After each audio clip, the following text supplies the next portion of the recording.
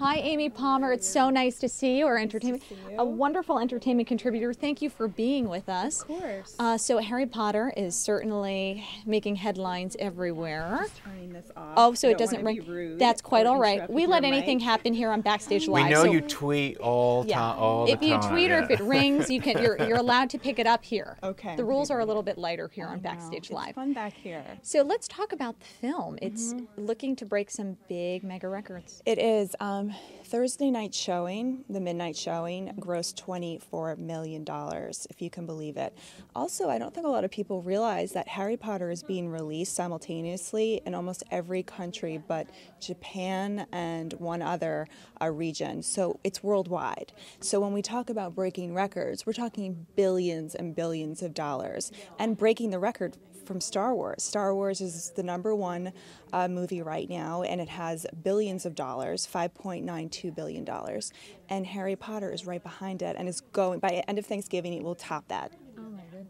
And let's not forget about the franchising, the merchandising, the Orlando theme park, the books, which have sold 400 million copies worldwide. So it's really tremendous. Well, the books are really just kind of propelling this movie by all means. Well, obviously there wouldn't be the movies without them, but it really provides a great way for kids to start reading them early on and then have something to just keep looking forward to because there are so many of them to watch. There's so many, and also it's great because it gets kids to read, which is one. And two, families can take their kids, so it's an outing for them.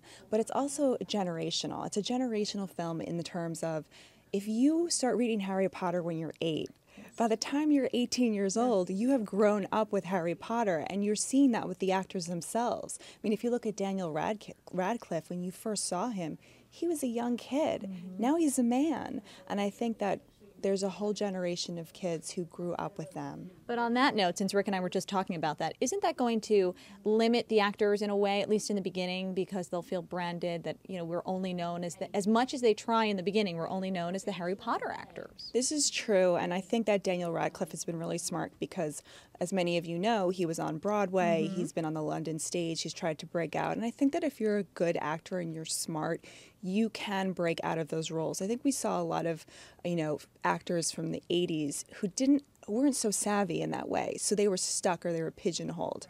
It's an example like Sarah Jessica Parker. She has a hard time with this. Also, I think because she started in her 30s with that character, whereas these kids started out much younger, so they can have 30 years of other work that will make them rebranded in a way. On the other side of the coin, though, they've also made enough now to really make them set for life in a lot of ways. This is true. Daniel Radcliffe is worth over $30 million, as is Emma Watson. Emma Watson goes to Brown, by the way. She plays Hermione in the film, so she's smart. She knows that I need to have a degree. You never know what can happen. And she was just making $75 a week not too long ago. Is that right? That's right. And she's now also a fashion icon. I don't know if you've seen her new pixie cut. She looks beautiful. So, I think the actors of today are much more savvy about branding and opportunities than the actors maybe of the 90s or the 80s. And it must be nice, though, that no matter what, even if they kind of step away from this for years, they'll always see the books on the shelves. They'll always see the theme parks. They'll always see everything that has been created from these movies and books, all the products. Yes, that is true. And I also think Star Wars is a great example of that. There were 16 years in between the first 3 movies and the prequels, as they called it. So that gave the opportunity for a generation or two of children to be exposed to the Star Wars brand. And you never know with Harry Potter. I think J.K. Rowling has even hinted this might not be the end of it, and she could create a whole other, slew of characters who live at Hogwarts. Is that a real savvy media ploy to say it's the end? A lot of people do that. Oh, no, I take it back. It's not the end. I'm back. Okay, now, no, it's officially the end now. I think what that is when you're a creative person, you really don't know. I think that when you spend 10 years writing something and it is out of your soul, how can you really put that to rest? I think creativity is a hard thing to say it's over because you don't know where the inspiration But why do so many do? So many really do put an ending to things and publicly announce that. Because that's it. Their creativity in that aspect's gone. They want to move on to other things. But totally off topic, but it's like Jay-Z when he announced he was retiring. He thought, I'm going to be the president of a record label, and then realized that's not me. that's what creativity is. You can't put it in a box. Well, clearly it's never the end for them, as they say it is, but they always go on to do something else or just continue doing the same thing. This is true. It's not the end for them as actors or as talented people in the business. Talent does rise, but you also have to be smart. You have to make smart choices with your acting roles, and you have to be smart with your managers. And as I said, I think today's generation is much smarter than Lauren, the past. how many times have you said, I'm never going to do something ever again, and then you just find yourself... I know. You're right. It's just you always see them, though. It's big news. And especially since I work in the news industry, we're always announcing that so-and-so has said this is it, or so-and-so has changed their name, or whatever it is. Like Prince. And then we take it all back Yeah. a month or so later. Well, it's for people who are reporting on these stories that drives you crazy. I know. But when you are the creative force behind something and you give your blood, sweat, and tears, I think that there's no rationale. So I think the lesson is don't believe it when they say it's over. So let's go back to some of the smart choices that you talked about. In terms of the cast, what is your recommendation for some roles that they should consider at this point that will take them beyond this franchise? Well, like I mentioned, Daniel Radcliffe went to Broadway, and I think that Emma Watson, she has a film coming out, and she's so excited to be an adult in a film. But some of the other characters could be typecast. The kid with the blonde hair who played the evil, he was killed in the earlier roles. He could be typecast because he looks sort of like that, not to date myself, Billy Zabka character from the 80s. So I think that it's very important that maybe they take roles that are very opposite, not get into another franchise, but they also need to make a living. So sometimes you have to take roles that you might not necessarily want. Do you think that we'll see something that we've seen in young celebrities, young teenagers, where they feel like now they kind of have to break out in racier roles to kind of show the world that they are mature adults now? We've seen that in a lot of musicians lately. Miley Cyrus got a lot of slack for that. I think that you never say never. I can't sit here and say they'll never do that. I personally don't see Emma Watson doing that. I just don't. I think she has a good head on her shoulders, and she's going to Brown. I think she's a very fine actress. I don't see Daniel Radcliffe doing that either. But again, never say never. If they get into the Hollywood scene, it's a very toxic place. If you don't know who you are, then you can be prone to getting into a scene that could be detrimental to your career. Years ago, as this franchise was just gaining momentum, could you ever have predicted that it would be where it is today? I think so. I think that with the first book hitting the shelves and it's selling out like it did, and it becoming one of the fastest selling books in the history of publishing. The New York Times actually created a children's bestseller list only because of Harry Potter.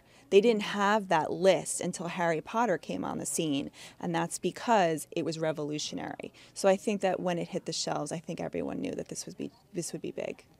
Aside from Star Trek, what else can we compare this to? Well, you have Star Wars, you have, Twilight. Yes. Twilight is a huge thing, especially with this generation. I say never underestimate the power of unrequited love and teenage girls, because these teenage girls will go to the movies, not once, not twice. We're talking 5, 6, 7, 8 times with their friends, talk about it. They're obsessed with it. Fandango sells, pre-orders these tickets, and it's just the pre-order is huge for Twilight. The Twilight brand right now is worth $1.96 billion, and we have one more movie left, but it's being cut into 2 parts. So the filmmakers for Breaking Dawn are very smart. They'll be releasing one in 2011, one in 2012, which means double the revenue. But in a lot of ways, it's similar to Harry Potter in that it's attracting an older audience as well. I spoke to somebody at work. I read all the books, Me too. and at first, I took a long time to catch on, and I thought it's a tween book. And somebody said to me, she was a mom with a couple of kids, and she said, you have to, because Edward epitomizes everything you as a female you want, and that's why she was attracted to the books. And I realized maybe this is why this entire other generation of people can't get enough of it. Yes, and I think that's what the genius of Harry Potter is and Twilight, is that it's written for for the tween girl set, but everybody's reading it from, 8 years old all the way up to 85. And it's true, women who are in their 30s and 40s are secretly reading Twilight behind the scenes and talking to their friends because the woman who actually wrote it is in her 30s. Right. And she was obviously of a different generation than what she's writing for. But what doesn't change is love, and what doesn't change is that feeling of the guy who broke your heart, the guy who got away. And he's such a protector, Edward. He really is. He's a protector, but he also stirs a lot of feelings, like you said, in women. I just want you to know I have no idea what you're talking about. Are you just saying that, Rick? No, I haven't read the books and I haven't seen the films. Does our chat room have anything to say about Twilight? There has to be somebody out there. Some Twihards out there. Exactly. Dawn says it's amazing to watch 12 and 13-year-olds read like this. Yes, to be interested in reading. They're very large books. Harry Potter and Twilight. They aren't quick read. I mean, they're a quick read because they're good, but really they're large books. 800 pages with Harry Potter. Twilight is also like 500, 600 pages. But since it's so good, you're flipping through it. Right. I mean, I don't even want to tell you how quickly I read Twilight. I think it was. I read it pretty quickly myself. It was like a 2-day marathon. But I was the person that Rick had mentioned. I was sitting on the subway on my way to work, trying to kind of dig the book because we were doing all these pieces on tweens and how tweens are all over this, and here I am, like, can't wait to get out of work so I can finish reading the next chapter. You're a secret Twihard. Yeah. That's what you are. A Twihard. Oh. That's what we all are. At least it's a nice title. I like Twihard. That's a nice title. Me too. That's what it's all So about. does anything else compare to that at all? How about for the guys? Anything else? Indiana Jones? Indiana Jones is number 9 on the top 10 biggest franchises. We have Shrek on there. Oh, Shrek's great at that. Great, and that also speaks to different generations. The parents can take the kids and laugh, and the kids will laugh at different things. We also James Bond is a huge franchise. In today's times, the franchise as a whole is worth $11.68 billion, 23 films underneath the genre of James Bond, and the last 2 films starring Daniel Craig grossed $500 million each worldwide, and that's the highest grossing movies in James Bond history. So Daniel Craig is rocking James Bond big time.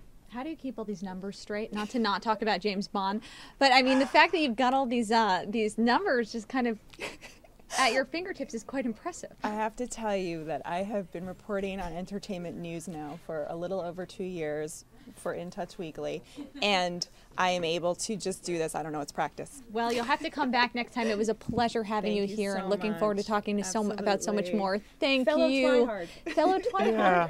We'll come back when the movie comes out. We'll talk then. Okay. Thank you so much, Amy. Thanks, Amy.